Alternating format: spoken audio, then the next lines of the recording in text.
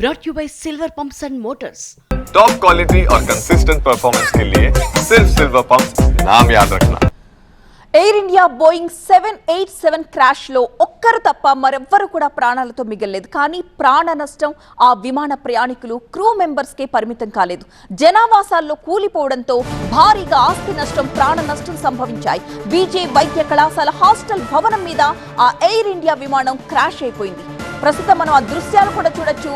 Flight crash తో medical college మొత్తం కూడా హాస్టల్ ధ్వంసమైపోయిన దృశ్యాలు మనం చూడొచ్చు. గోడలు పగిలిపోయిన దృశ్యాలు, ఆ గోడ లోపల నుంచే ఫ్లైట్ వెనుక భాగం అంతా కూడా లోపలికి చొచ్చుకుని వచ్చింది. అలాగే ఆ టైర్లు కూడా అక్కడే వేలాడుతూ ఉన్న దృశ్యాలను కూడా మనం చూడొచ్చు. మరొక వైపు బీజే మెడికల్ కాలేజ్ హాస్టల్ భవనం అది.